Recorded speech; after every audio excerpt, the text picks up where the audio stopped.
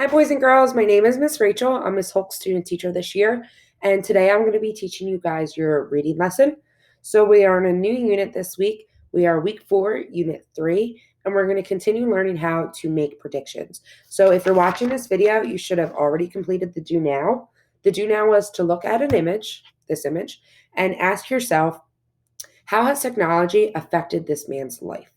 So you should have already answered that, but just to go over it, that for some people, new inventions and advanced technology provide a way to fulfill their dreams. So this man in the photo is able to compete in the Paralympics now, that he has an artificial leg that allows him to run long distance. So being able to have that leg, not only can this man fulfill his dreams, he can live his daily life like he had never lost his leg before. You should have also watched the video. So today we are going to be reading a story called Goodbye Icebox. So our story is about a family that is replacing their old icebox with a new fridge.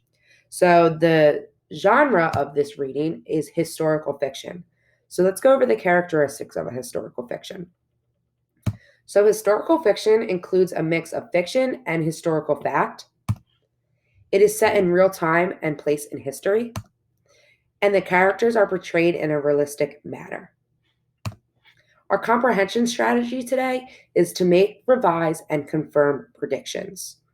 Making predictions and revising and confirming them is important because it takes a good reader to do these things, because when you can go back and evaluate your earlier predictions based on what you read to confirm or to revise what you had predicted, it shows that you were engaged in the reading, you understood what you were reading, and you were looking at the clues that the characters were doing to be able to make those predictions and to confirm or revise them.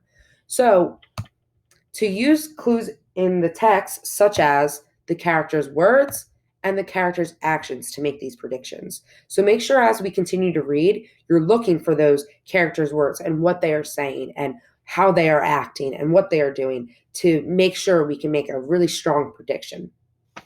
It's also important to know that when we are reading, you should keep the essential question in mind. So our essential question for this lesson today is, how do inventions and technology affect your life? So as I continue to read, make sure you're just keeping that essential question in mind. So I'm going to read from my book just because it's a little bit easier for me. So, Sally, Mother cried, are you actually hugging the icebox? 9-year-old Sally Kent was indeed reaching her arms around the family's old icebox. It won't be here when I get home, Sally said. I don't think I'll love the new refrigerator nearly as much as I love this old thing. Mother laughed and sent Sally out the door on her way to school. So let's stop right here and make a prediction. So based on what I read and based on what I know, I think that Sally says she won't like the refrigerator as much as the icebox, but I predict that she will change her mind. And I can make this prediction because I know that when I get new shiny things, that I like them. And you might not like the change at first, but then usually it takes some time and you can adapt. So I predict that she says she doesn't like the refrigerator too much, but we're going to keep reading to find out. So let's keep reading. At noon, Sally's father answered a knock at the door. Mr. Kent, said the delivery man, we've got your new refrigerator on the truck, and she's a real beauty, too. Mr. Kent directed the man to the kitchen. We'll get this old box out of here first, said the delivery man. They lifted the icebox and carried it out to be hauled away. They put the new refrigerator on a wheeled cart and rolled it into place. There you go, said the delivery man as he plugged the heavy electric plug into an outlet.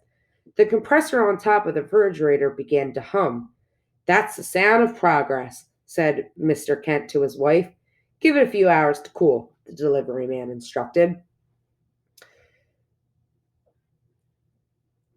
The Kents thanked the men, and they left. Where is it? Sally burst through the door, dropped her books on the chair, and made a mad dash to the kitchen, stopping when she reached the gleaming white refrigerator. Reaching out to touch the chrome latch, Sally jumped when the compressor kicked on again and began to hum.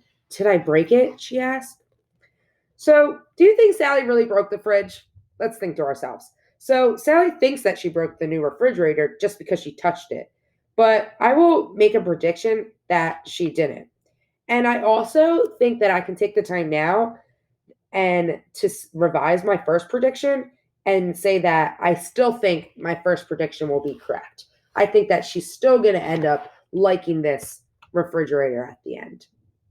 And I can also predict that she didn't break the refrigerator because I know that if I touched my refrigerator, just touched the doorknob or the handle of it, that it's not going to break. It's going to take a lot more to break a refrigerator than doing that.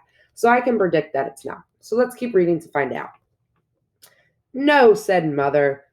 Open the door and see for yourself. Sally opened the door and felt a rush of cool air on her face. I love it, she said. It's so modern. This is the future, said Mr. Kent, patting the refrigerator. You're looking at the future right now. But Sally knew that, just the old icebox, this refrigerator will one day be outdated and replaced by something even more modern. She wondered what refrigerators would look like in the future. So now that I finished reading the entire story, I can think aloud to myself that I can confirm my prediction that I was correct. Sally loves the new refrigerator, and I can confirm that because she said that she thinks it looks modern. And she even said the words, I love it. So she also says that she wonders what what refrigerators are going to look like in the future. So after reading that, we stopped, we made our prediction based off of the evidence we read. We read a little more, we revised that prediction, and then by the end of the story, we were able to confirm. So now that we're done our reading for the day, you're going to have some independent work that you can do. So I'm just going to read you your instructions so that you can hear them aloud.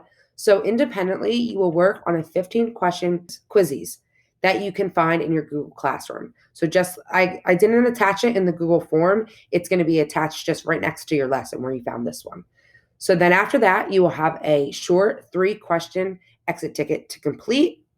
And then once you are done both, you can catch up on any work you owe, or you can work in Freckle, or you can read a book. So I hope you enjoyed the lesson today. We're going to be getting a lot more into making predictions and making inferences from the text as we go on through our unit. So I hope that you enjoyed our lesson, and good luck.